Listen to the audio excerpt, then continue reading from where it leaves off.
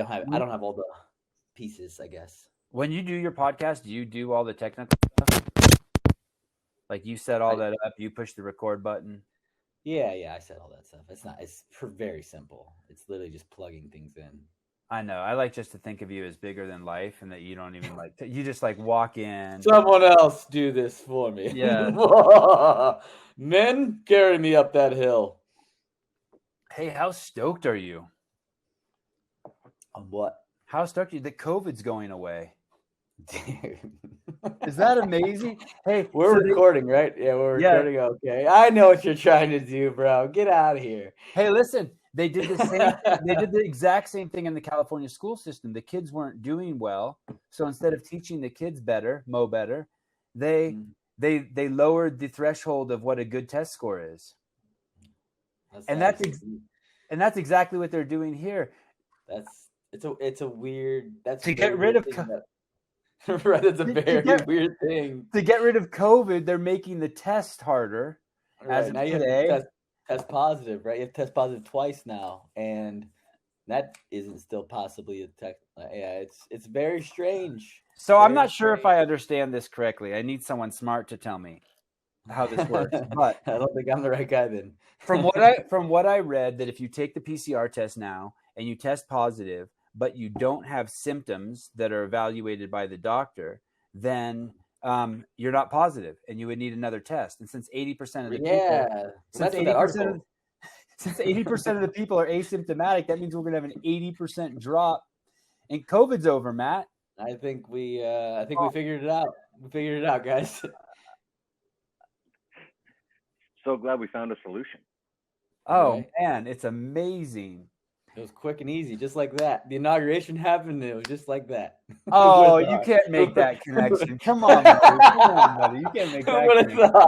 Who would have thought? Who would have thought? What a trip that would be like if no one qualified for the CrossFit Games. But they go ahead. Oh, this isn't like. I mean, you sent that article. I don't know the legitimacy of that article. It's on the WHO website. I went over to the source. Oh, you did? Okay, you went to the source. Nice. What a good reporter.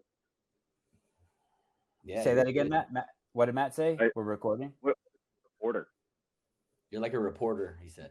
Oh, yeah. Kinda. I'm kind of like a reporter, but I start everything with like, hey, I don't really know what the fuck I'm talking about, and this might not be true. Yep, fact. So, Matt, you have a test today? The drug test. Yeah. No, I already did it. I got the time moved. Yeah, he was supposed to be here at 11, and then you guys wanted to change this last minute, so I got. Not you guys. Don't ball me in with this pal. That guy in the middle. All right. Yeah. I think I said a PR. It was like sub 10 minutes. He was in and out the door, so crushed it. Is he? Is it the same guy always? I know I've dealt with this guy before. I don't think it's the same guy always, but I think for drug-free sport, I think they have like people in regions. Yeah, you're right, Matt. They do. Kind of go through one. So it was like, I remember Wells the other day posted that she got drug tested. She's in Nashville, so I was like, all right. But I assume they're going to come here in a couple of days. But yeah, this guy's definitely been here before. I'm not sure how many times though. Is it cordial? Is it friendly? Is it really stiff? Does he come in like a robot? Do you offer him an espresso? Like he knocks at the door and you're like, "Hi, I'm Matt," and he's like holding a picture of you to verify it's you. Walk us through this. No, I've done it. You've never had to take a drug test, Sevan? I don't believe you. No, the guy's super friendly. No, I mean when it comes in, I mean it's. I think as professional as it needs to be, because I mean it's a very serious thing, but then at the same time it's like, all right, like we've met before, and so like I always offer them a coffee or a drink, but they always decline. So I don't know if that's they don't want my coffee or if they're just not allowed to take stuff like that. Like, hey, you're drug testing me. No, drink something out of my house, you know. But you should. So when you're peeing in the cup and you're staring at him, do you look look at him directly in the eyes? Because that's what I always did. I always looked directly at his eyes. Like, hey, man, you know? No, I just try to like take a nice deep breath and then it's like, Relax. Just gotta relax. It's like peeing. It's like peeing when you're swimming. You gotta really relax. It's a very hard thing to do. I would pee all over my hand just to make it like a scene. You know what I mean? Like just pick on my hand, pee on the floor, and just act like it's no big deal. Just like go back and forth and cross the cup. I remember like when I was like getting drug tested by USADA for weightlifting, it was like we're all college students, and it was like a lot of the guys thought it was funny to like hold it as long as they can, because the drug tester has to stay with you until you pee. Like you can't leave their sight. And so it was like they would take the drug testers to class with them. They would like go grocery shopping with them. They're like, hey, like I'm into the hill to do hill sprints. And the drug tester would be like, all right, looks like I'm doing hill sprints, you know? I remember walking into the locker room one day, and like one of the guys I lifted with, he liked to sauna for like, I don't know, 15, 20 minutes before weightlifting practice. And I remember walking into the locker room, and through the glass door, all I saw was a dude in like a 3-piece suit sitting in the sauna. Like, what the hell's going on? And like I look through, and there's my buddy like sitting in there sweating, and he was like, yo man, I don't have to pee, and I like to sauna before I train, and I can't leave your sight. And so the dude's in a fucking full suit just sitting in the sauna, just hating his life. What could you possibly do? Like, what could you possibly do if you were like, why does he have to stay by you? Like, what could you do? I mean, he's gonna see your dick peeing into the cup, right? I'm trying to figure out like what you could do. Is there any other way around it besides using fake piss, someone else's piss? Yeah, I think that's probably what their main concern is using fake urine or someone else's urine. But he watches you pull your dick out of your pants and pee into the cup, right? Yeah. I mean, you can put fake urine into yourself. That's a thing that people do. Oh, really? Like an injection? Shit. Yeah, like an injection. Did either of you guys ever watch the show Blue Mountain State? No. I know you're on it, but yeah. I was in the movie. I was never on the show. I wasn't that cool. But they all just do drugs all the time, and they find out they have a drug tester coming, and so like there's the debate in the team of like, do we just like detox and go without drugs for like 3 days, or like do we do oil changes? And yeah. Oh my God. Very, very informative. I thought Icarus was pretty insane to watch. Like that was mind blowing. And like I only got through the first half. Oh really? And yeah, I watched the whole thing. It was I heard it picked up in the second half.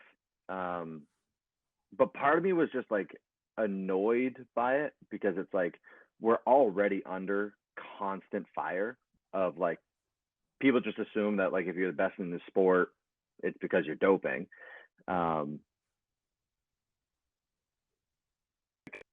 That whole thing came out, and I was like, oh, damn it. Like, this is just giving anyone that already believes this more ammunition for like, you know, I hear it all the time of like, oh, Matt, like people are making money off Matt. They're going to make sure he passes his drug test. I'm like, what? No. Like, yeah. I'm like, dude, if they found out that I was doping, like I would get dropped by those sponsors so fast. What are you talking about? I mean, so something like that coming out, it was like just kind of discouraging, because it's like anyone that already believes it, it's just giving them more ammunition for when they want to argue their point. But it wasn't. But what it showed was why I thought it was interesting is the fact that it like came from the top down. Like it wasn't even about USA, right? It's about Russia, like Russia's whole like government plot scheme for the Sochi Olympics to like take over the Olympics, and they're like passing urine bottles through holes in walls and shit. It was gnarly. Hey, well, I thought it basically actually I thought it was a good way to defend athletes, because basically what they showed is there was no way to cheat the test. So they actually had to break into the fucking lab, break into the bottles, and actually change the urine. And when I saw that, I'm like, holy shit, that means no one, unless you have the guy at the lab being the one, there's no way to cheat these tests. I mean, that's what I took away from the movie. I don't know shit, but the whole movie seemed like a spoof to me. For like the first 45 minutes, I'm like, this cannot be a real movie. What's that movie with the fake rock band? And it's like a comedy. It's a cult classic. Spinal Tap. I thought it was like Spinal Tap. I thought it was like a joke thing. I didn't even. That guy was so like stereotypical Russian and his accent. I thought the whole thing was a joke. And then I'm like, holy. Yeah, this is like this. Have you ever seen? Have you ever seen the spoof documentary called Tour de Pharmacy? Oh. Okay. Oh, look that up. That is funny. Yeah, it's a whole spoof on like the Tour de France, and Lance Armstrong actually like is in it, and it's hilarious. You know, and like one of the main characters is John Cena, and it's like they show like the before and after. They're like, you know, there's skepticism around him doping, and it shows him before, and he's like your typical cyclist, and then it's like this is him 8 months later. As John Cena on a road bike, just like screaming and grunting, and it's awesome. When I don't know if I'm supposed to say this, but in the years that I was at CrossFit, I was pretty intimate with the CrossFit Games, and I was pretty intimate with Dave. And I would see these fucking ridiculous things, and this is what kind of makes you start to hate the internet. I would see these ridiculous things that CrossFit was like protecting rich or protecting their favorite athletes.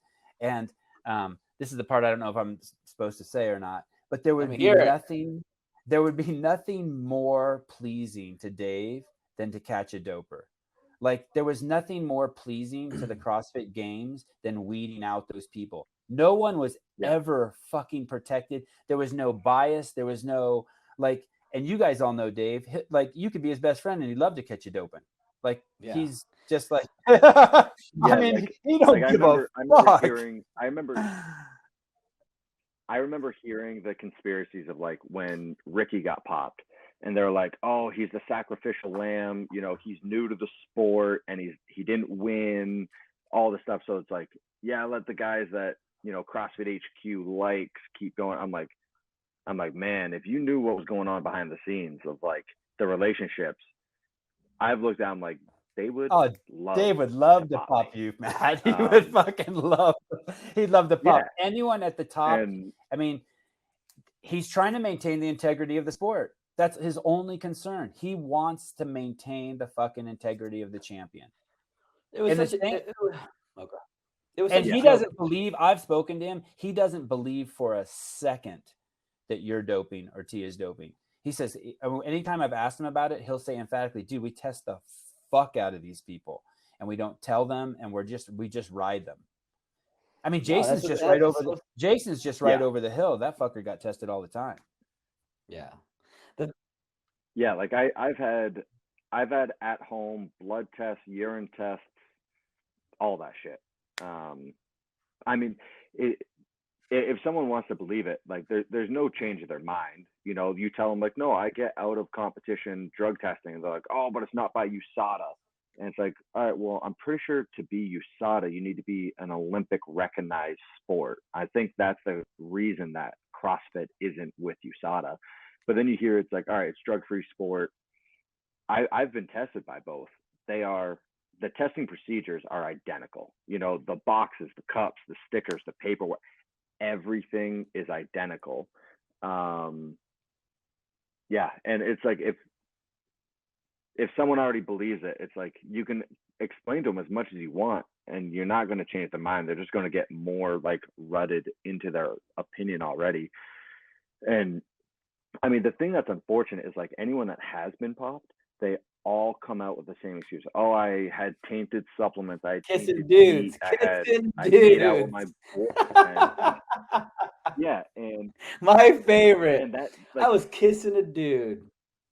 99.99% of me is like, that's bullshit.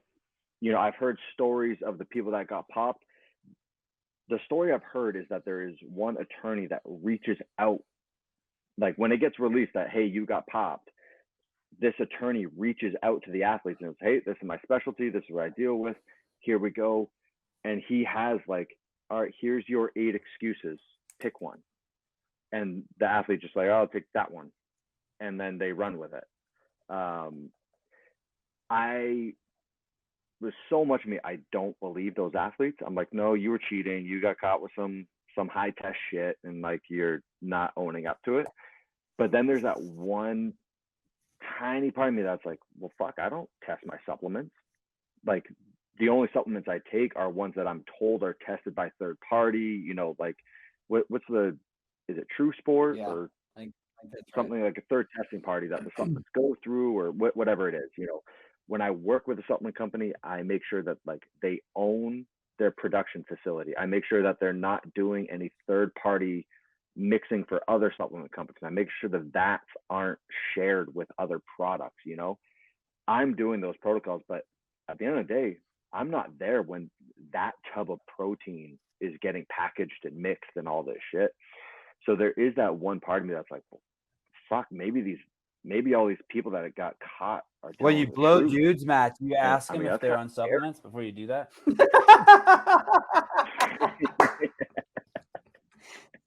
That's what you have to do. Hey, it's your job to ask, Matt. Dude, when that came out, it was like, is this real? Oh my gosh!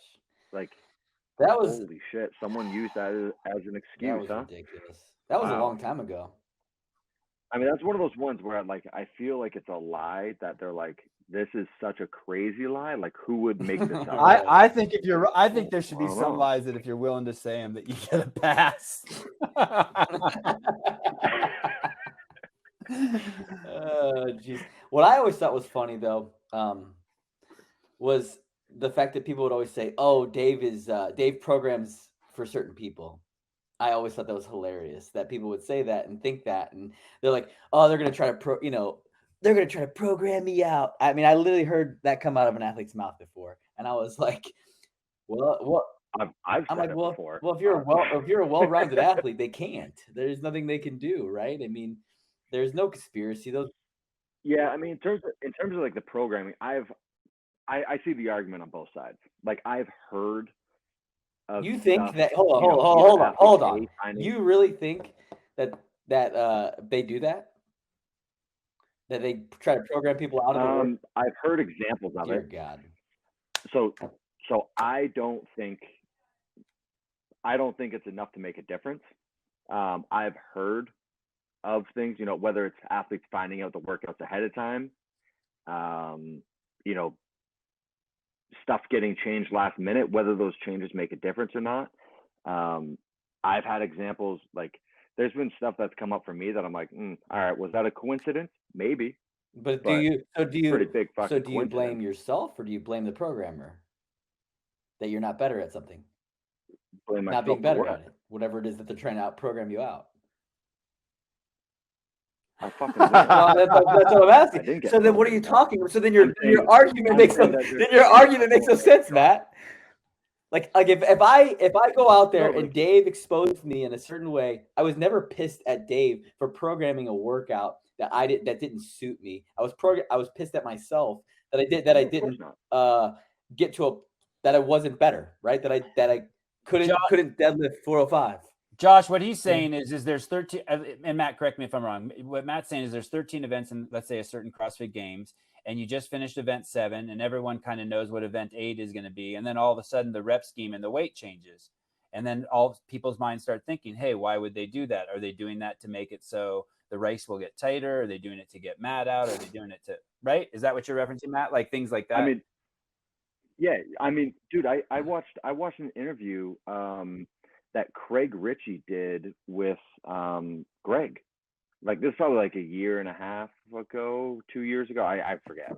Here we go. And Greg literally said in the time, like Greg's words were like, yeah, if it's a big gap between first and second place, what's to say? Like I don't change the workout. Did Greg have it to try to derail? But did Greg have any say in that, Sevan? You would know. Well, I was just. You would know more than I would, or either of us. That doesn't invalidate what he's saying, but the truth is that Greg really had zero role in the CrossFit Games. that was basically just all. Oh, that's funny because that was the excuse. Like, what was it, 2 years ago when there's like toe to rings and stuff like that? All I heard was, nope, that was Greg's call. Like, Greg wanted So it, there so would we be had to things do that it. would happen. So there would be things that would happen where Greg would be like, and especially change in the latter years, he'd be like, hey, I want there to be 3 workouts that are girl workouts in the games this year. And so you're right, Matt. I stand corrected. He did change things. He was involved more as we got towards 18, 19, 20, but still 99% of it fell on Dave and Justin and Lucas and Adrian. And basically, and Dave basically, when you work with Dave, he's taking in tons of input. He's always asking for feedback. He's always asking for input from everyone who's there. And he has a pretty tight team around him. And even up to the last minute at the games, the demo team is testing workouts. And it's pretty fucking wild. I could see why people might think that, but I did the behind the scenes for so many years, and I never witnessed anything like that. And and this is the kind of the cool thing about CrossFit, at least when I was there, I could pressure Dave all I wanted and film it on camera and then release it in the behind the scenes. I mean, I accused him many times. How the fuck did Spieler make it on the podium? I must have accused him 100 times. I was like, he's one of your L1 trainers. It's his last fucking year, and he's a runt. How the fuck did he make it on the stage? Well, it's because watch your mouth with that runt comment. It's bro. Because first and foremost, you don't know the rules of you can say anything you want when you're 5'5" and 48 years old and 152 pounds. That's, you see. I don't believe it. I think you're exaggerating those numbers, to be honest. So you don't understand the rules of prejudice and racism. As long as you embody them, you can say whatever the fuck you want. The rules are only for like people outside of them. Okay, gotcha. Well, Spieler, that wasn't Spieler's. The year Spieler got on the podium wasn't his last year. Okay, Spieler went to like 14. He got on the podium in 10. Details, schmetails. What I'm telling you. Oh, that program. That was like 4 years later. The guy was his last season. 14. I want to say 14 was his last season, and he got on the podium in 10. That was the Metcon games. That wasn't the CrossFit games. I mean, that was my point. Gotcha. It was just. Because you have to have a single 1 rep max for it to be a qualifying CrossFit Games, correct? Because obviously everyone knows that. Oh dear God. Josh, you were the one that was just saying, like, I'm never mad at the programmer. I'm mad at myself. No, I'm not I'm not mad at it. Obviously, I've competed in lots of games that had multiple 1 rep maxes in the workouts, and I don't care at all. I think it's just funny. It's funny because that's just part of the show. That's not actually part of. I don't think you're actually testing fitness legitimately if you're just doing 1 rep maxes. In the sense that if you're not, no one's saying if you just. I'm saying if you're looking at it in a perspective like, okay, we have to have these 1 rep maxes. We have to have them, right? Why are there weight classes in those style of workouts? Right? Because we know the biggest guys lift the biggest weights. Correct? Am I wrong? Yeah, but am I wrong? Am I wrong, Matt? Who lifts the heaviest weights in power? Who lifts the heaviest weights in Olympic weightlifting? Oh yeah. Yeah, it's Olympic weightlifting. Who lifts the heaviest weights? Yeah. The biggest guys, right? The biggest guys, right? They're the guys. The heavyweights hold the records. Yeah, we're not competing. You're right. We're not. So why is there? So then, what's the point of having a 1 rep max and it's 100%? It's a sole 100 point event where it's a 1 rep max. Why is that an event at the CrossFit Games then? The same reason why there's sprints. Because what I'm saying is there's a reason. People's arguments. Hold on. People's arguments are always that. Oh, we have to have those because they're big and sexy, and the crowd likes to watch them. Correct, and I'm okay with it. I'm very much okay with it. Also, test. Yeah, there's nothing. Can you test strength another way with just having a 1 rep max, a sole 1 rep max? Can you test strength that way? Yeah, they test it. You're right. Workout. You're right. I'm saying, but there's always the 1 rep max. Always. Am I wrong? Yeah, and there's always a swim. There's right. But they're typically, most of the time, they're coupled with a few different things. that's just like weightlifting. Most of the time, it's coupled with a couple different sometimes things. it is not almost every CrossFit Games. There's been just a sole heavyweight movement. How many times has there been just like a sole gymnastics movement?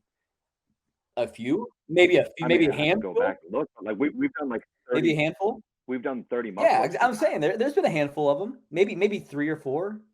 But how many times has there been multiple heavy lifts in the CrossFit Games? I don't. You don't even know your own sport, bro. Get the fuck out of here. All right. Anyways, we'll move on. I'm not feeling you on that, Josh. I think that it crosses such a wide range of modalities that it's as much as you're saying that might be lopsided on one side of the scale, it's always lopsided on the other side of the scale. Meaning you could look at cycling or running and look at the bodies of those people, or gymnastics and those people, or swimming, those people who win those events, and it's just as biased on that side also. No, hold on. Is there weight classes in any running event? Is there weight classes in any swimming event? Yeah, there actually is. Where? It's not when? Okay, I'll tell you. In an Olympic sport? No, I'm going to tell you. In a professional sport? Yes, hold on a second. The Tour de France has a weight class, whether it's acknowledged or official or in the instructions. Have you ever seen someone 220 pounds in the Tour de France? No, it does not have a weight class. You do not weigh in to do the workout. That makes a weight class. You're telling me a body composition is you're declaring it a weight class. It's implicit. It's just not explicit. No, wrong, false. Now you're just assuming. I'm just what? You're assuming. Like, should there be weight classes for when we do 30 muscle ups for time? That's what I'm saying. Is there weight classes in gymnastics? Well, that's the question, though, Matt. That's what I'm saying. Like, there are weight classes in a certain style of sports for a reason. But there's not. Yeah, but we're not exactly. You're right. I agree. They don't need to have weight classes in cycling because no one big could ever get there. That's your assumption. Hey, and how about this, Josh? Let me put one more hole in this. Maybe weightlifting shouldn't have weight classes. Yeah, why? So that just the biggest guys always win? Well, now it doesn't matter what sex you are. You can just, as long as you identify with being whatever you want. Here we go. Politics. Here we go. Nice little. It's not politics at all. It's not politics at all. It's going to be one of the first things this administration does is level the playing field for women. My question to you is, what sports have you ever done at a professional level? I played soccer in the 7th grade. I was the worst person on the team. Right. I was like one of the only kids who cried every game. I was that kid. I just want to get this straight. I like having, the testing strength, right? I think CrossFit could do, I think sometimes Dave could put them more into workouts where, hey, if you're going to test your 1 rep max, we're going to get your heart rate elevated.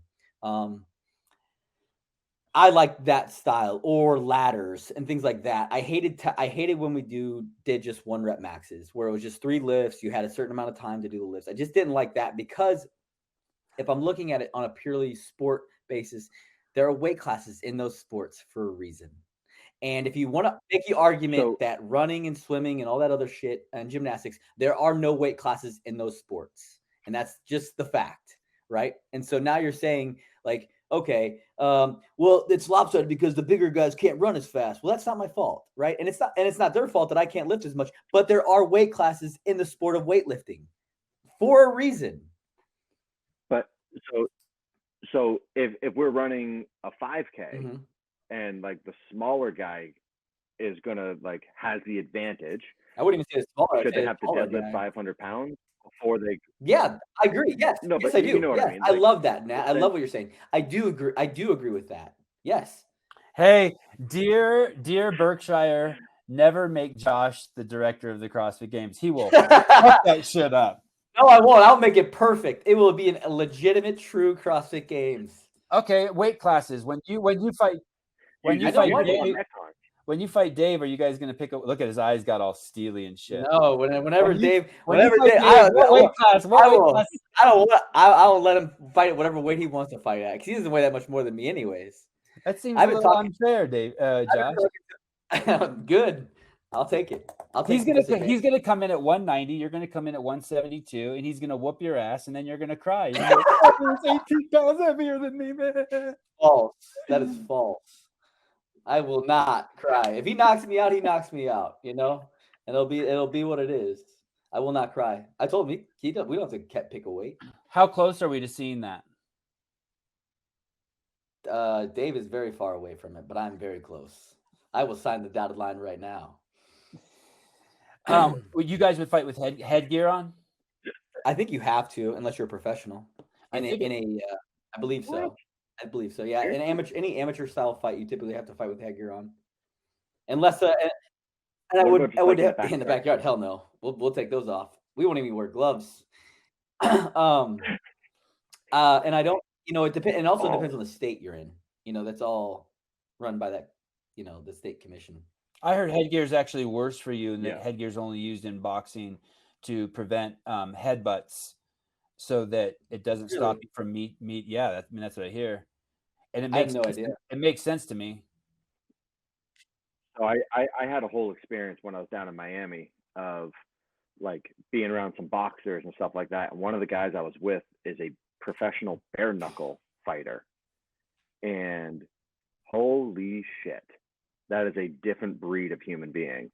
But what they were saying is like there's less brain damage in bare knuckle fighting because it's like you just get knocked out so quickly. Usually, like there's no, like you're not going down for a 10 count and then getting back up and like getting more blows to the head. Well, yeah, that's what they're talking about, right? It's all the little it's all the little micro fractures that are causing all the real TBI and things like that, right? I've literally thought about how many handstand push-ups I've done in my life, and I bounce my head off the ground, and I think I have thought about it and been like, maybe that's why I don't remember shit anymore. I don't know. I mean, I obviously I've done a lot. I've done right. It's strict handstand push-ups. I'll just bounce my head off this floor as hard as I can. Let me just get a and free fall into the But no, you don't remember stuff anymore because you're not just in the 35 or an older master's class, but you're approaching the 40 and older. I'm 37, baby. 37 years young. Josh. Okay. Cleaning lady. Yeah. Damn, somebody's balling. Somebody's lazy. That good, huh? That is. Yeah. No, what I was gonna say though is, so in the military with that whole, what we're talking about, the bare knuckles versus like a box. No, you were in the military? But I've heard about it. I've read about it. Well, I've read some books.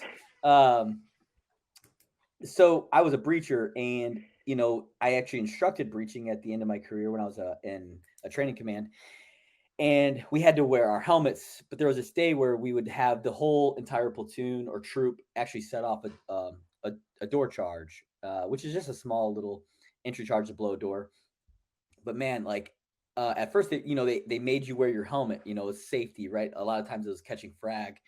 And then to find out, like what they were thinking, or what they were kind of realizing is that the shock wave would actually go up into your helmet and then bounce around in your helmet. And so, I mean, the course that I ran, I helped instruct. We would have, basically it was 2 days where we had to do these charges where every person in the class set them off. So you would literally sit there and eat like 40, 50 charges in 2 days. And for like 3 days afterwards, like I had a headache, which I don't even get a lot of headaches, but after that day I did. And after like and basically you run these courses 3 weeks at a time, every 7 weeks or something like that.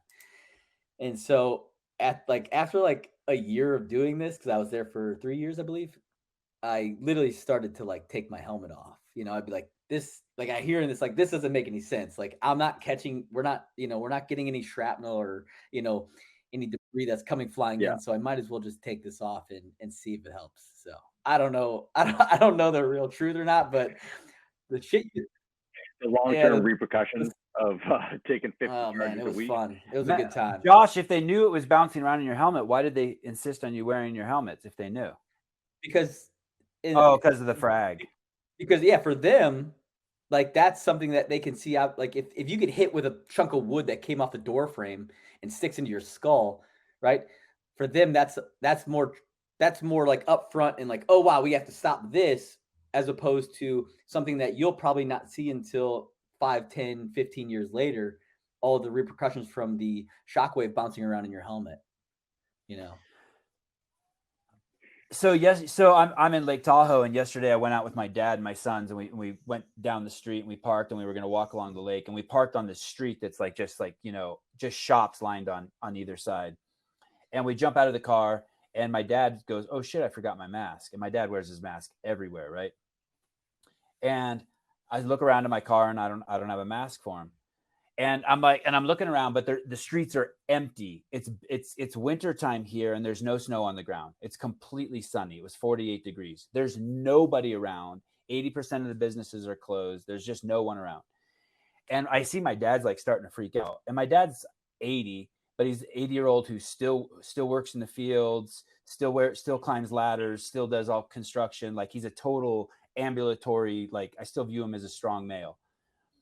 He all of a sudden pulls his jacket up, and he's holding his jacket over his face. I'm going to tie this to the helmet. And he's holding his jacket over his face, and he's totally freaking out. And we walk about 100 yards, and every time we walk by a store, he's like, "Can you go in there and ask him for a mask?" And I'll be like, either like, "Hey, that's a bar," or "Hey, that place is closed." And he's like freaking out. And I'm like trying to watch my son, and I'm like, can't he see like I don't have a mask and there's no one around? It's like, it's almost like a movie set. It's so empty. And he's freaking out. And so we walk by this ski rental shop, and they're open. And so he's like, "Would you go in there and get me a mask?" And he's totally having this. I've never, in all the years I've been with my dad, I've never seen him so anxious and panicking. And my dad's in like great shape. So I go into the store. I pick this, you know how masks are all trendy now, and every store you go into has like a whole stand of masks. So I pick out this really nice gray, thin, what I would choose as a mask. Thin, beautiful mask, soft. And it's $12, and I come out, and of course, what's the first thing he does? He freaks out that I spent $12 on a mask. but he quickly throws the mask on, and his whole demeanor changes. He's like, "Oh." So we continue to walk around for about an hour. We see probably 4 people in that whole entire time that we're down by the lake, and none of them ever get close to us, but he's still got his mask on. So we get home, and I say to him, and he sits down at the table in the house we rented, and he's sitting there, no mask on. We're inside.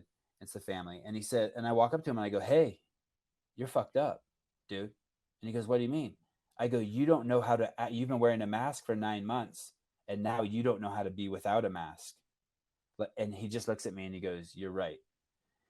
And it's crazy that, actually, maybe I'm not going to tie this to the helmet. That's exactly why I don't put masks on my kids. I don't want. No, I knew what you were doing. I knew where you were going with it. You lost your train of thought. I don't put masks on my kids either, because and I don't talk to them about masks, and I don't talk to them about social distancing, and I don't want any of that shit going into their head. And someone might be like, "Well, you're not being compassionate. You're not being this. You're not being that." Okay, I'm willing to have that discussion. But on the whole other side is, what's the damage being done to society? I mean, you guys have all experienced it, right? You're hanging out with someone, and then you're saying bye, and you don't know whether to shake their hands. It's someone you've hugged 1,000 times. Now you're not sure whether you should hug them. The whole thing is just, the whole social dynamic is getting screwy. And some people argue, "Oh no, it'll bounce back and be normal again." Not for our kids, man. Not for our kids, not for our elderly. For so many people, this thing, people are addicted to their masks now. And yet we've been here for forever on the planet without masks. Yeah, it's a really interesting place that we're going in this world right now with this. Sorry, go ahead, Sevan. And then the final thing is, what are they going to do when they realize that the masks is actually making things worse? I'm not saying it is, but let's say it is. Every single person I see is touching their masks. Like, yeah. Right. And maybe it's not the mask that's the issue either, right? Like, that's one part of it. Maybe it's the repercussions of, how we're isolating ourselves. Isolation is not good for anybody, right? Isolating yourself, like, when do you hear about bad things happening to people? When they isolate themselves, when they go into their hole, right? When they're depressed and they're not feeling good, and they start to isolate themselves from other people and not being able to open up and talk, right?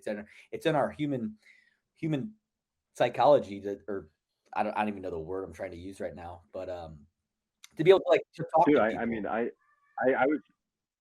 was just talking to a friend this morning, and he's someone in the CrossFit space and crushing it. Like, this dude is killing it.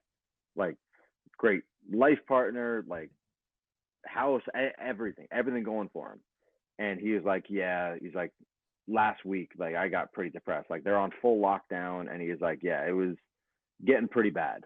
And he's talking about depression, and he's like, he did some stuff, and he's like, I'm better now. And the first thing I said, I was like, dude, like, don't be embarrassed that, like, you're depressed or have the blues or whatever it is. But I was like, you have everything going for you, everything, crushing life, and you're getting depressed from your lockdown. I was like, imagine someone that is already in a bad place. Imagine children. This is imagine children who don't have parents who will feed them. Do you guys now where going to school was they're going to school was like the best part of their day because they got fed there. They actually were around people. Teachers cared about them. Some teachers, not all, cared about them, right? Like, but think about that, right? Like, I think about that all the time. I'm like, man, my house is set up amazingly, and I have every advantage in the world for this. And I get to a point where I'm like, I don't want to be here anymore. And then you think about the people like where their setup is awful, or they have parents who are molesting them or abusing them or whatever. And, there's so many bad instances where this isolation, and we're all doing it for a disease that, 99.9% of people would survive and get through.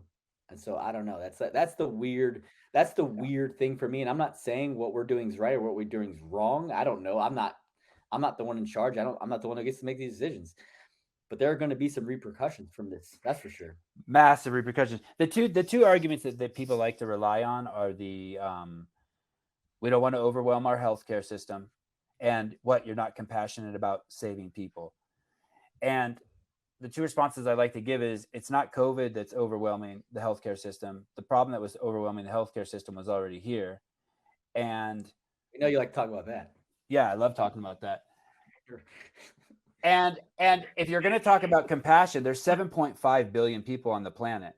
So at what point you have to look at both sides of the scale. How many people are we willing to save on one side to the detriment of the people on the other side? And those are topics that people don't want to talk about. Like, what's the like if you say what's the cost of COVID, people will be like, a mask is only $3. I'm like, motherfucker, I'm not talking about the cost of a mask. I'm talking about civilization, humanity. Yeah. I remember I was talking to someone and I heard them say, I understand both sides of it. If you have pre-existing health conditions and you're concerned that COVID's going to be the straw that breaks the camel's back, take care of yourself.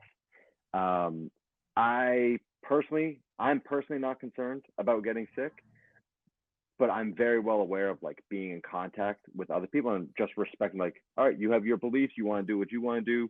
I'm not going to force anything on you. I'll put myself at risk all day. I don't care. But I understand, like, well, no, like, I'm not going to put you at risk because I don't care. But this one of our friends was like, what other species caters to the weak? Like, none. And I remember when hearing her say that, I was like, They also don't have iPhones though either. Those species, they don't have iPhones. Hey, Matt, you better say one more thing on the other side. Because you're a Nike sponsored athlete, you got to balance that out. Okay, so what on the other side? What do you mean? Well, that's a pretty strong statement. That's a pretty strong statement to say what kind of other species does encounter what other species looks out for the weak. And you're going to have 1,000 people say, well, we're not animals. God, we're supposed to take care of each other. God says this, or they're going to say they're going to run with it. I didn't say I said that. You said, okay, good. You said, she said. Yeah. Okay, I didn't say I said that.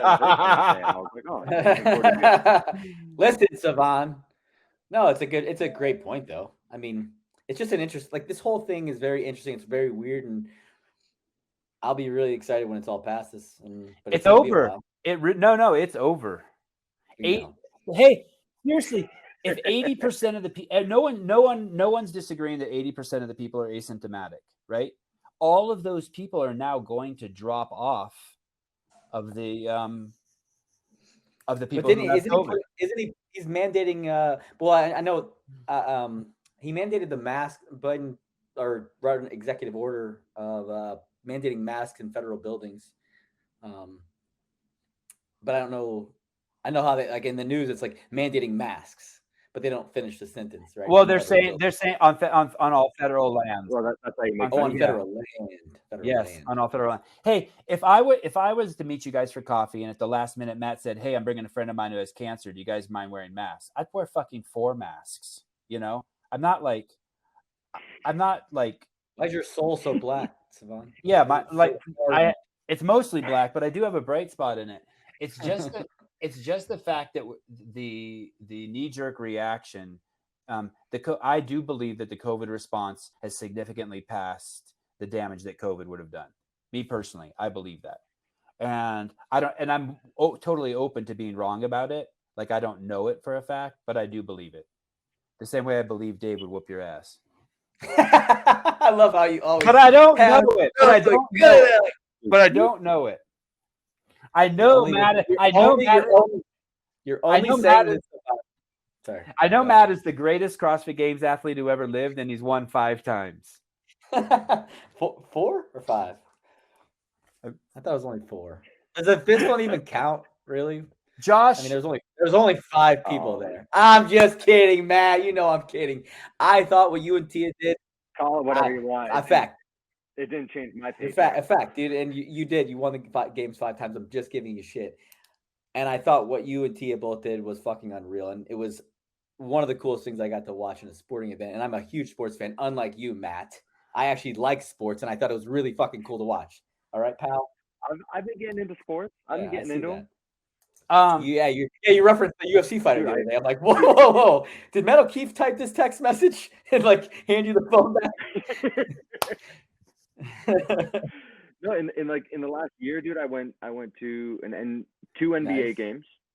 I went to the U.S. Open, which was crazy. Tennis, golf. What's the U.S. Open? Is that tennis? Tennis. Oh wow. Tennis. Yeah. It was like a 5-hour match.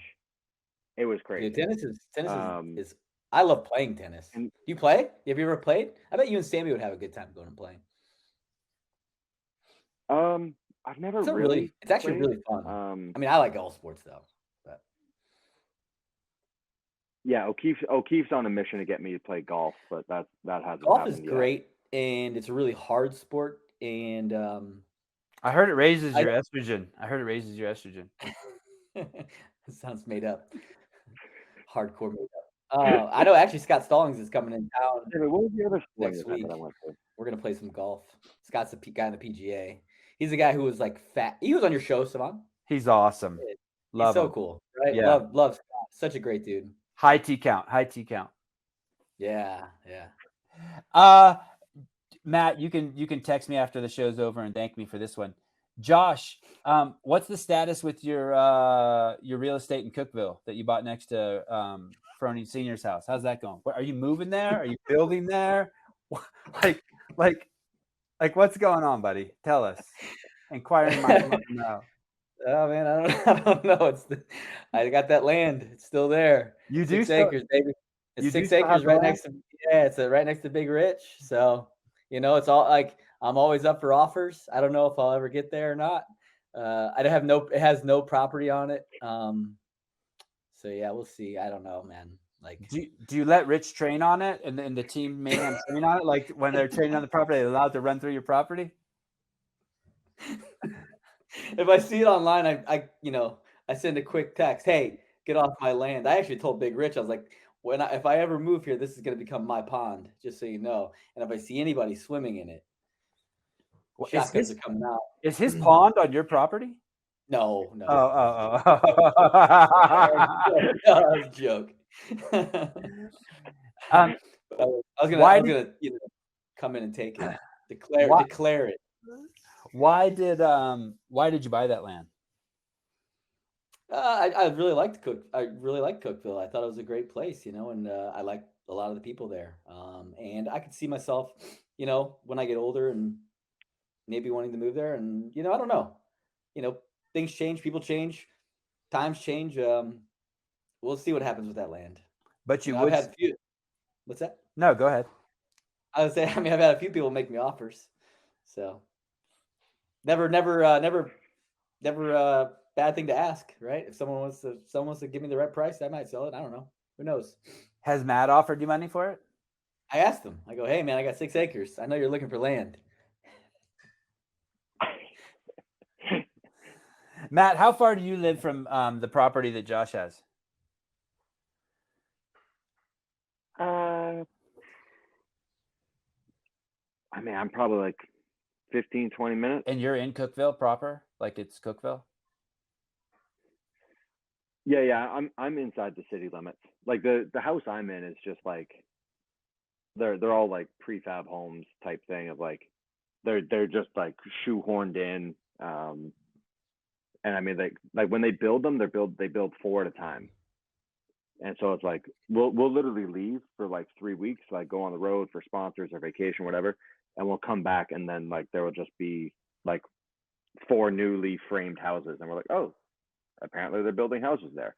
But it was just like a turnkey house, and it was so cheap when we bought it that it was kind of like I remember when we bought this house, just the amount that I saved on taxes, I think the house was free. And so like the houses are like they were cheap.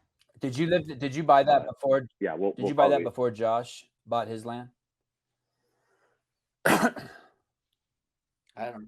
When did you buy the house? After the 2017 game, I think. I don't remember when I bought that land. I think that was the year. I think. No, yeah, it was after. Really. I think we've been here. It was after the 17 games because I remember when we were sitting in the locker room, you're like, "Yeah, I'm gonna buy it." I'm looking down in Cookeville right after the games. We're gonna go down there and buy a house. Yeah, right? Yeah. We had a trip planned here.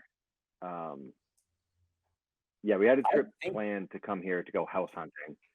Yeah, I think I bought my land around the same time. I think it was that same year. Matt might have bought his house before I bought that land, but it was like around that same time. Yeah, like when we came down here house hunting, we looked at some cool properties, some very cool properties, but this one was the only one that was like just turnkey. Like nothing had to be done. There was like next to no maintenance. Nothing had to be like rebuilt or whatever, and it was like right in town.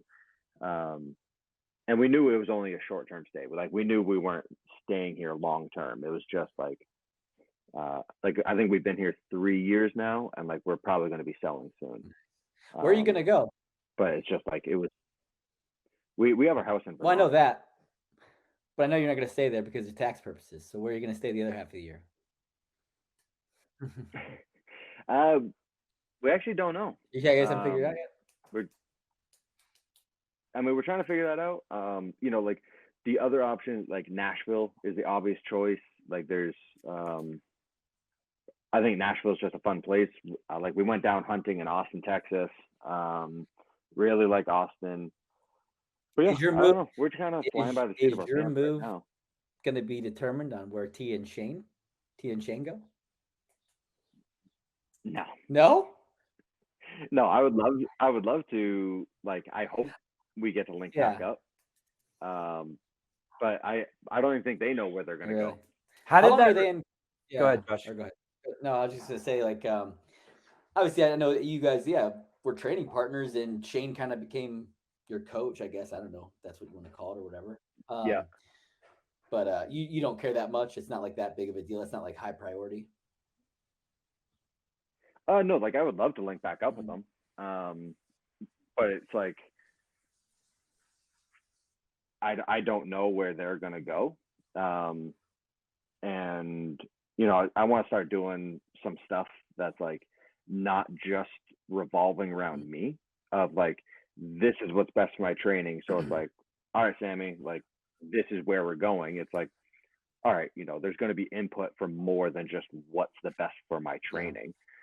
Huge mistake. But I mean, like my house that we have in Vermont is like the ideal setup. You know, it's got some acreage, big detached garage, has an apartment on the property, the house. So I can come stay whenever I want. I mean, it's like no.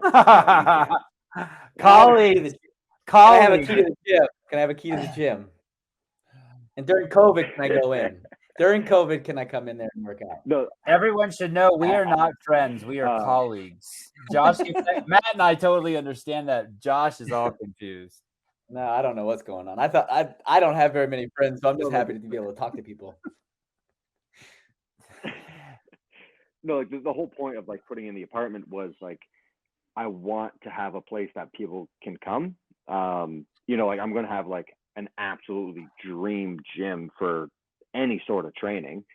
So I would love to have a place that like people can come in and train for 2 weeks, a month, whatever it is, or when like family members come in or friends come in, you know, if they want to stay longer, you know, we're not living on top of each other. You know, like even when somebody you love comes into town and they're like, yeah, stay at our house, but then it's like, all right, we're staying for a month, and it's like, I know. huh?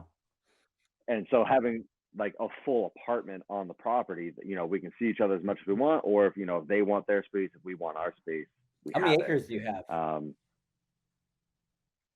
have? 17. Oh, nice. So you're able to like 17 acres. set up a little gun range and everything on your property. Yeah. So that was one of the requirements of the property, was I had to be in a town that I could shoot on my own property. But then it's like it's a stone throw from like the city in Vermont. So I think we're like 2 miles from like all the restaurants, movie theaters, stores, all that stuff. So it's like you leave town, and as soon as it looks like countryside, boom.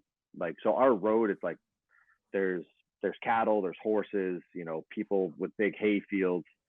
But yeah, I mean, it's like the dream. Are you gonna start a farm? Fraser's farms? Yeah, Fraser totally. Farms? Yep. Wow. Yep. I'm gonna buy. Yeah. Hey, I have some designs. I have some designs. If you're gonna do coffee mugs or T-shirts or anything, I have some designs. They're a little played out, but they sell well. They're a little played out. They'll make that extra coin. Sammy's wanted chicken. Sammy's wanted chicken and goats. Dude, let me tell you what. You better make sure that freaking rooster you got with those chickens. Like, luckily you're on 17 acres. I live in a neighborhood. My neighbor has a rooster. That's not even legal. What kind of asshole gets a rooster in a neighborhood? I mean, this thing freaking cock-a-doodle-doo all day long. That has to go against some form of zoning. Dude, right? I couldn't believe you can't have roosters in California and the city limits and shit. Yeah. I'm like, there's no way this is legal. No way.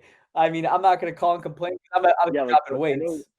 But I know like the whole like neighborhood that I'm a part of, like the association with, has rules of like, you know, you can't have livestock and all that stuff.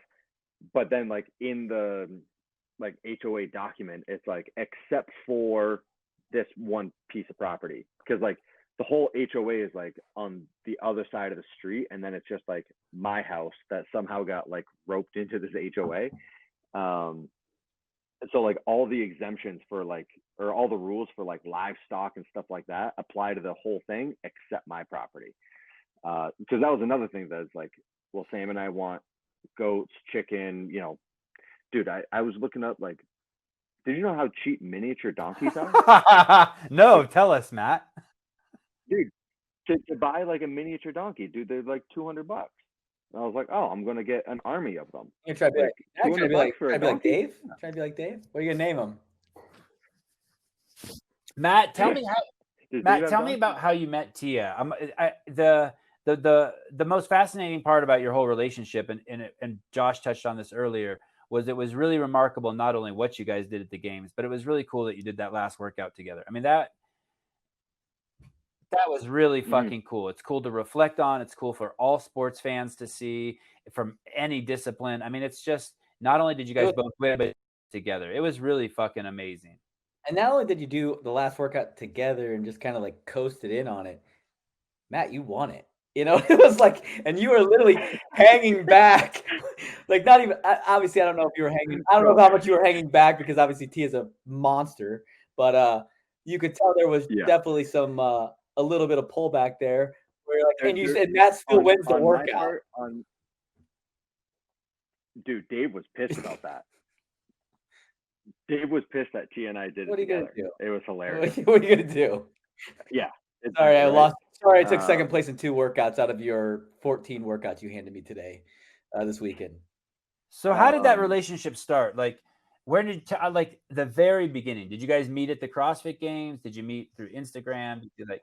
Yeah, so like we had met, like we'd obviously met before, because like we had competed at the same games multiple times, but like the men's and women's divisions, like there's very little overlap, you know, and it's just like because when the women are coming back, the men are going to the field or vice versa, and so it was always just like a hey, good luck, you know, but like.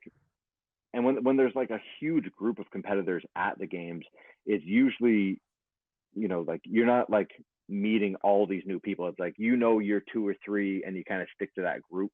I feel like that's how it usually goes, right? But yeah, so like we had met, but never really trained together. We didn't share any sponsors. Like we had never spent any time together. And I was in Vermont, and what was it? Yes, like I had the house in Cookville, but I was living in Vermont for the summer. And then it was the first year of the sanctionals coming in. And so I was like, all right, I want to hit the first sanctional, kind of get this over with, you know, start the qualifying process. And so it was like going into Thanksgiving, I think. And the Dubai competition was like mid-December or late December. And I'm training by myself. Like I'm trying to get back into shape.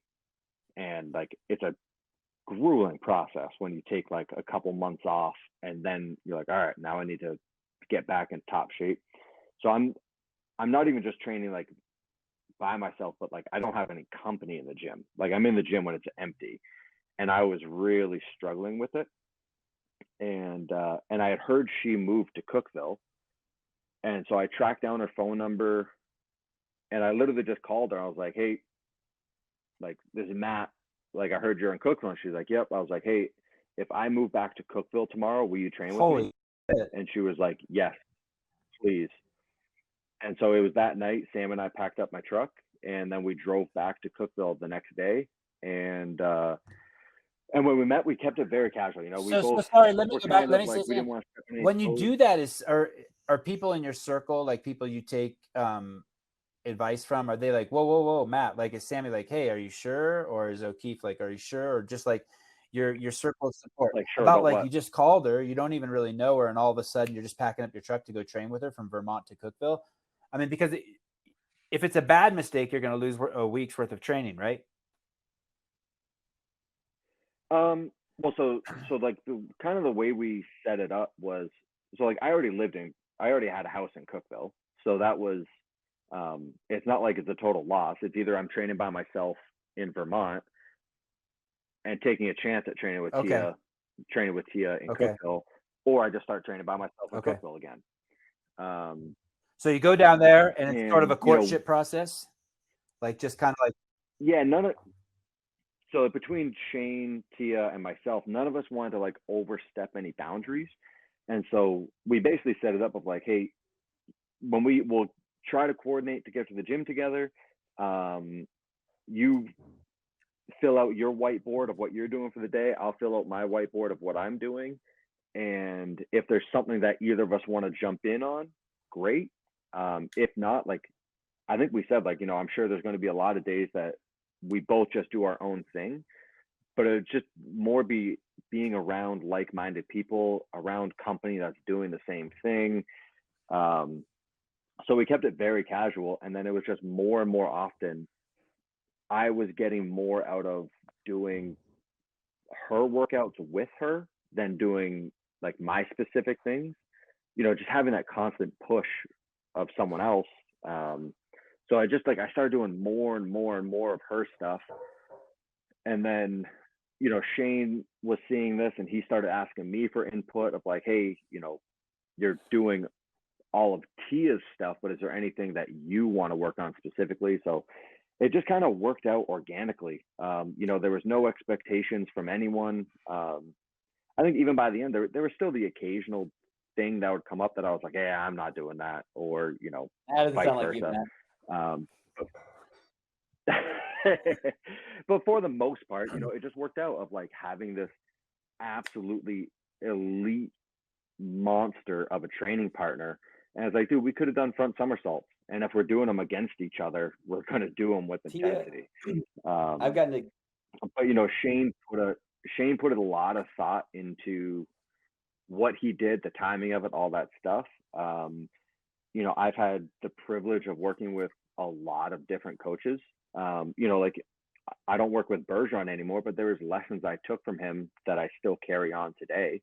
I've worked with powerlifting coaches, aerobic coaches, gymnastics coaches, all these different people. And even if we don't work together now, it's like I still learned some very valuable lessons from them. Yeah, so I think it was just a great combination of experience and then like-mindedness. Tia and I, we fucking pushed each other a lot. Training with Tia was, yeah. I've trained with Tia a couple of times. She came out 16. I think it was before 17 games. They were at your place, right? She came over 16 and 17 games, both 2 years in a row. Yeah. And like the funny story that Tia was just, she will, not only will she do the workout that you put on the board, but she'll typically like try to scale it up. Like we were like, hold on, Tia. We were going to do this. I think it was like a rep or 15-minute AMRAP where it was tire flips, heavy sandbag cleans, and heavy wall balls. And Tia's like, well, I want to use this. I have 2 tires. I have a smaller tire and a bigger tire. And Tia's like, I'm going to use the bigger tire. And I'm like, well, okay, but I can't go any bigger on the tire. And then I have sandbags out, and I'm like, well, I was going to use a 200-pound sandbag. You use the 150. She's like, no, I want to use a 200-pound bag. And I'm like, well, damn it, Tia. That means I got to use a 250. You know what I mean? Like, what the hell is going on here? She was a monster. And then we did another workout that we did where I was just blown away was we did this rucksack run around my neighborhood. I have a mile loop around my neighborhood that ends on this gnarly hill. And we were going to do 3 miles or 3 laps with our rucksack, drop it, and then go do a work up to a 1 rep max snatch. So I'm thinking in my head, like, well, I'll cruise through this and I'll crush Tia because I do a lot of rucking and I'm pretty good at it. And she was on my heels the entire time. I only beat her by like a minute. And I think she was probably only out snatched her by a couple. Hold on, Matt. Let me tell my story, okay? And so I get up to like 225, which for me, if I hit 225, like when I'm snatching, like that's like okay, I'm good there. If I miss it, anything above whatever, I don't really care. But I hit 225, I'm happy. She hits like 198 or 202 or something like that, and I'm like, dear God, like this is like she was just a monster, and she has no quit in her. And just a really fun person to train with because she doesn't complain. She just gets after it. Unlike the guy she doesn't complain. Guy down there. Well, at least she didn't. At least she was the couple times that I was there. He obviously been around her a lot more than I have. Oh man. Yeah, once we all got comfortable around each other, there were some really fun times. The dynamic of Shane being the coach, it's like stepping from the coach role to the husband role, the coach role, the husband role. There are some fun times with that, but yeah, upping the ante between the two of us of like there'd be times where it's like I'm doing a certain weight, she's like, well, I want to do that weight too, and it's like, all right, well, if you're doing that way, I'm going to go up. And there's just that constant, like we're both very competitive people. Neither of us really tap too easily. But if we were if I was training like that with another dude, it would have been tough because then it's like we are each other's direct competition. I think that's the big reason why it works so well is because we can use each other as a measuring stick of like where our fitness is, but we aren't direct competition for each other. So it's like when one person wins a workout, like there are certain workouts that I'm usually going to pull the win. There's other ones where she's probably more likely to. But it's not eating at you mentally when you go home that night and you're like, oh my God, like I lost 2 workouts today. Like if I show up to the games with that performance, I'm screwed. It just worked really well. And it was kind of the same like mentality when I trained with Katrin of, you know, it's a great measuring stick. And it's great to be around like-minded people, but you're not losing sleep over it. And then like, I think it was before the 2018 games, Kara moved to Vermont for a couple of weeks before the 18 games. And it was the same thing, like great training partner, super fun. But yeah, Tia is the one that I trained with for the longest time and the most consistently, like throughout the whole season. So it was just an absolute game changer. It was awesome. Who's going to be your training partner this year? I hope Tia. But didn't she move somewhere, right? Some foreign country, or where'd she move? Yeah, she's in South Korea right now. But they come back in a couple weeks. Okay, so it's not a move like she's gone. No, she's just training for the women's bobsled team. Okay, and she's going to do that. I think right now she's going to do that. She's going to bobsled in the Olympics. Like, that's the plan. I know she's going for it. Yeah. Damn. Kind of like the CrossFit thing right now for girls. Yeah. So there's like I know other girls in the U.S. I know like the intent when she was going over there. I think it was she was going over to try out. I think there was another couple people there also trying out. Me personally, like I don't know who's going to be better than Tia. If there is someone that beats Tia out in the tryouts, I would love to meet them. But I think that's her intent right now is to compete at the Winter Olympics on the 2-person women's bobsled. That's 22, right? Didn't someone die in a bobsled accident in the last Olympics? Did that happen? I'm making that up. I remember. I don't know if it was last Olympics. I remember there was a guy from Georgia. I don't know if he was bobsled or luge, but yeah, he flew out of the track. Yeah, Matt. I mean, go ahead. I was gonna say, like, I mean, it can be dangerous. Like, if you miss a turn, like, there's no net. Not that I'm aware of. I mean, and you're going like 100 kilometers an hour. Right. Yeah. Matt, you said in the past that the Open doesn't really matter. Mm-hmm. Explain that to me? Because for me, I always think of the Open as like the winner of the Open is like, holy shit. That's like, to me, that's it's an under rewarded achievement. I just think it's so fucking crazy because there's so many people in that pile and you have to be so consistent that I always pick in my mind. Yeah. I'm always like, holy shit, if you won the Open, that's equivalent to winning the CrossFit Games. Like, they should deserve a fat check. Tell me your thought. So, I mean, a couple things. I think it's usually a consistent indicator of like, all right, if you're doing well in the Open, you're going to do well at the Games. Like, there is a correlation there. But I think the year that Ben Smith won the Games, he came like, you have to fact check this, but it wasn't even like he didn't win it. He wasn't even close. Like, I want to say he was like 64th in the world. I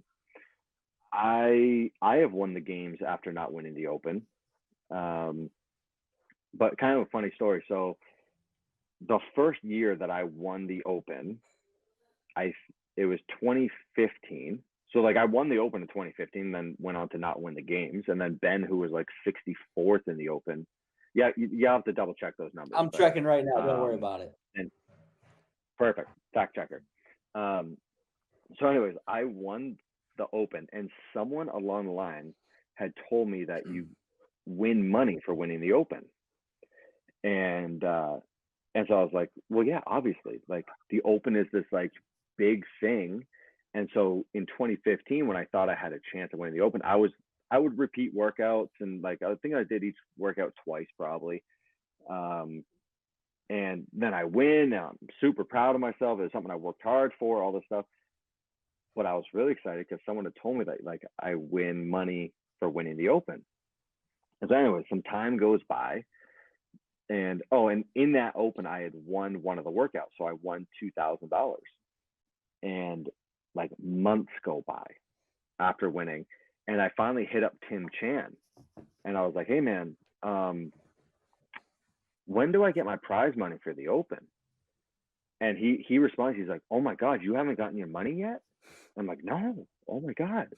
And so like he's concerned, I'm concerned, I'm relieved. I'm like, okay, good, I am supposed to get money. And he gets in contact with accounting, and he sends me a note. He's, "Hey, like we already sent you your money."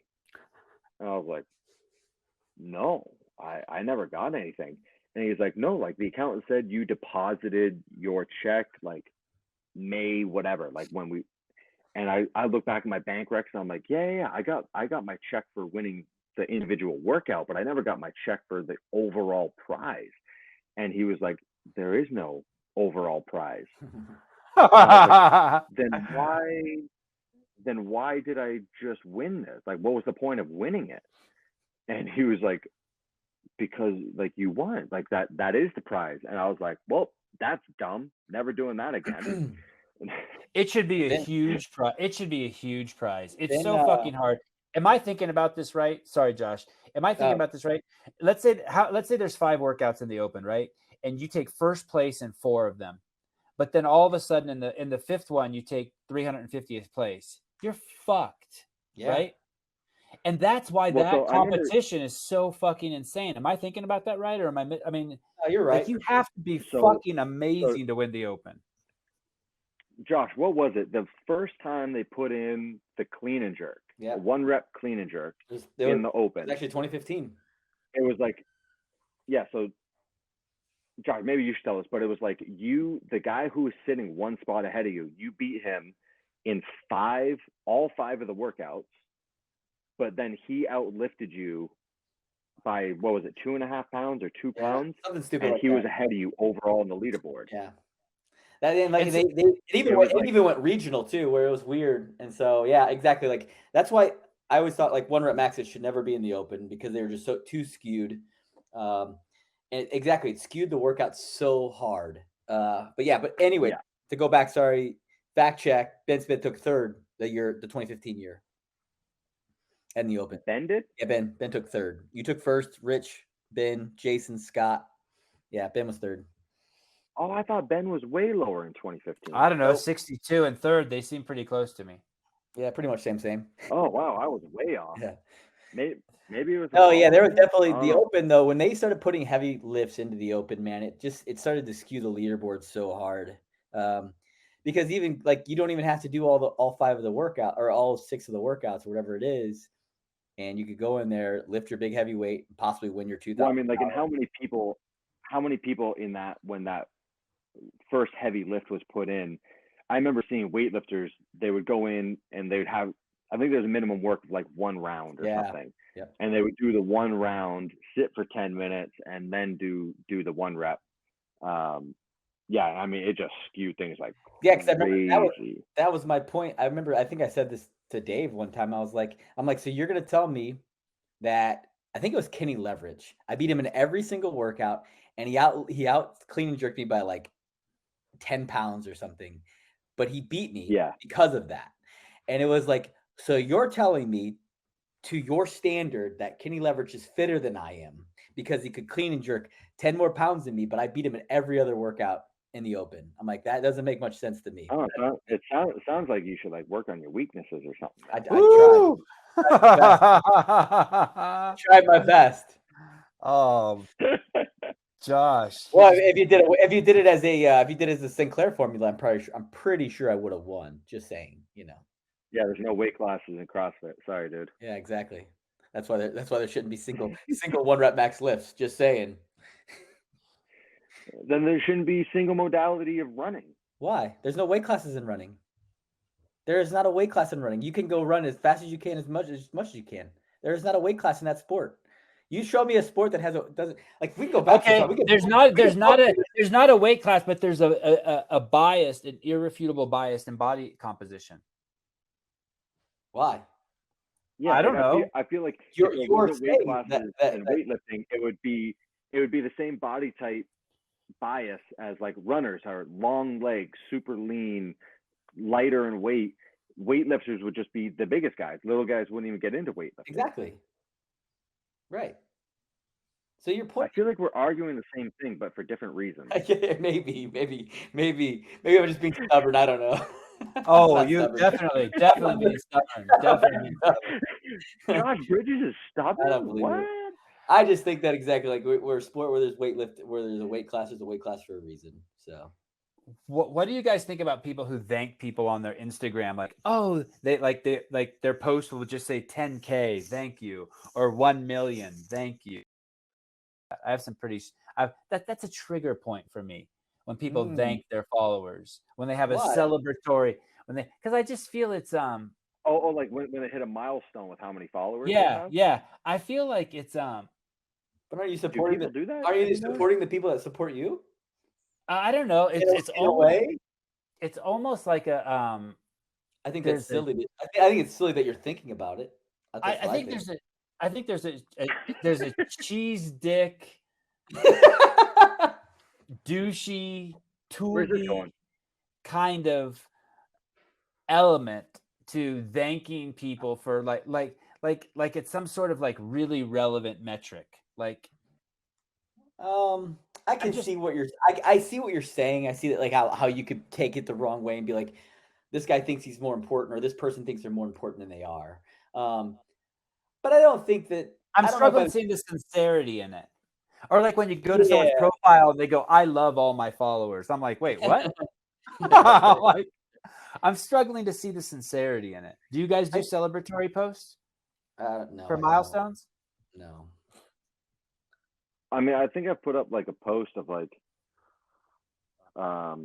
when I win the games. Yes, that's different. I think I've put up a post of like on Sammy and I's anniversary of like. I think that's nice. Well, I think there's also there's I don't weird know. weird things where you can purchase followers too. Like I'm that's not, weird. I'm specifically talking about when people celebrate their followers. Like I think celebrating that you won the CrossFit Games is really cool. I think celebrating your anniversary is really cool if you want to share that with the public. I think celebrating the new dog you got is really cool. I think next I'm getting a new skate ramp for my kids, and it's going to be all over my Instagram next week. We're going to celebrate the shit out of that. Yeah, the Keen. Yeah, man, Keen I had ramp. that. Yeah, I had it. I had one of those. You did? Yeah, we had a mini half pipe back in the backyard. We got rid of it. Made by Keen. Yeah, they came over. They put it up in about an hour. They like two stoners come in and they literally put this skate ramp together in like an hour and a half. It was impressive. Holy shit, that's cool. Yeah. Matt, are you gonna have a skate ramp at your 17-acre Vermont chalet? I don't know. Maybe like if my kids have an interest in it, yeah. Well, my kids will be coming like there right for a now, month, so we need a skate ramp. I mean, like I think the first thing I'm going to purchase is a bunch of pit bikes. Oh, no. Like one of my buddies found where you can, if you buy 10 pit bikes, you get them at like this huge discounted rate. And so I think that would be super fun. Just buying 10 mini dirt bikes. Make it a little racer. Make it a little racer. Like we have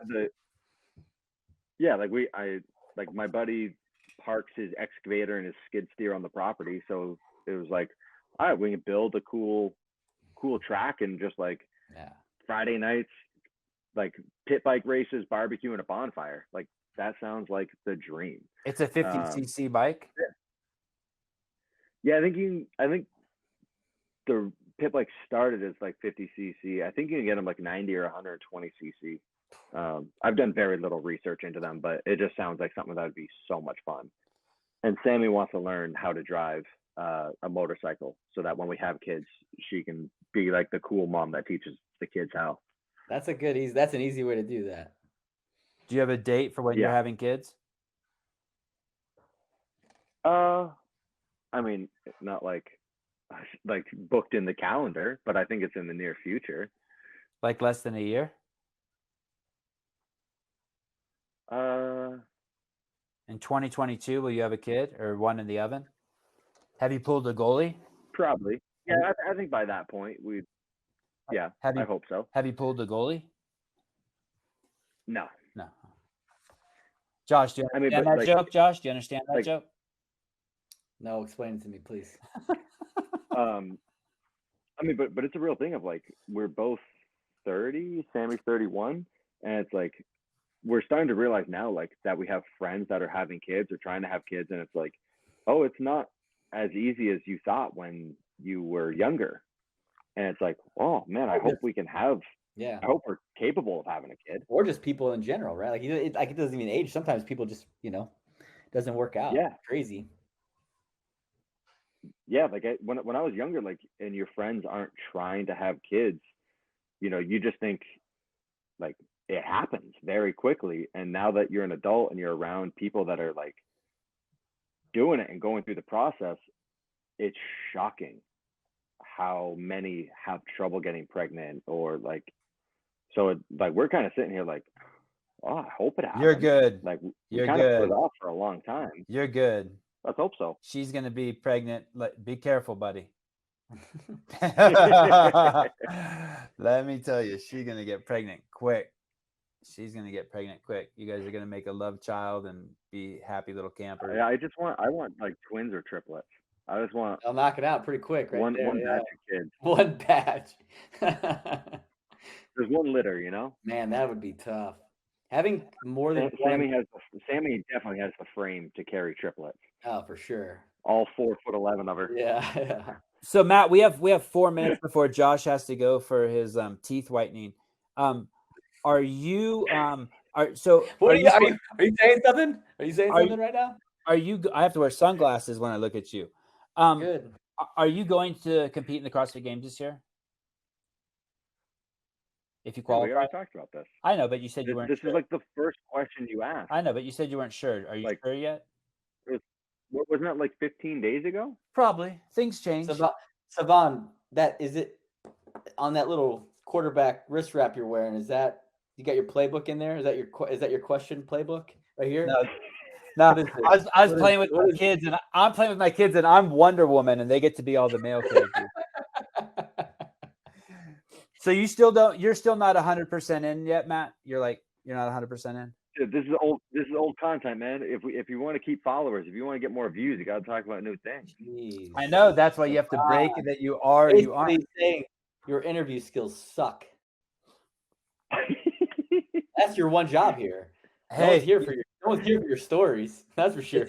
It's funny you say that because I've been getting a lot of grief from people saying that I'm taking it too easy on you guys, that I'm too nice to you guys, that you guys have I'm a pussy around you guys. I can see that. Makes sense. Why? What are some like harder hitting questions? What are their expectations? I mean, they expect me to ask questions that make it so you guys just turn off your camera. No. What about next week? Come on, next week. Like put up an Ask Me Anything of like questions. People come up with the dumbest that they want you to ask. Well, that's so every week people do send me a shitload of questions that they want me to ask you guys, and most of them I think are just fucking stupid and shit that I don't care about. Yeah. Well, I mean, yeah, there's gonna be a lot of that, but you didn't get your story. I'm sure there's a couple gold nuggets in there. Like say that again. You didn't get your story and your one story that you're going to tell a week. I didn't get. Did we get one today? Oh yeah. I told about the drug testing and. Oh yeah, that's right. Yeah. You didn't think that one was good? That's lame. Oh, you better come up with better. You better come up with a better one next week. I'll tell you that. Josh is. I was basically saying, Josh. I said my value. I was talking to Josh, and I said my value here is just to give one like basically old school behind the scenes enlightening story of CrossFit every episode. And I thought I told a good per week. Yeah. Per week. Something so people will tolerate my shit. Sevan's got some knowledge that people would love to hear.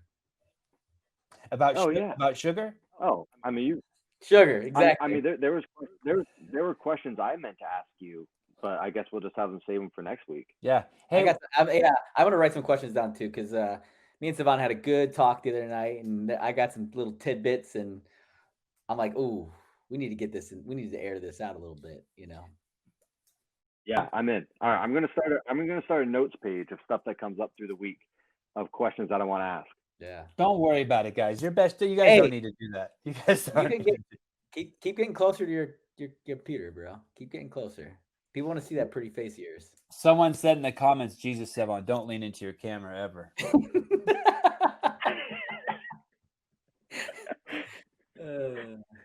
All right. People are so nice. Next Wednesday, 1:00. I'm good. Works for me.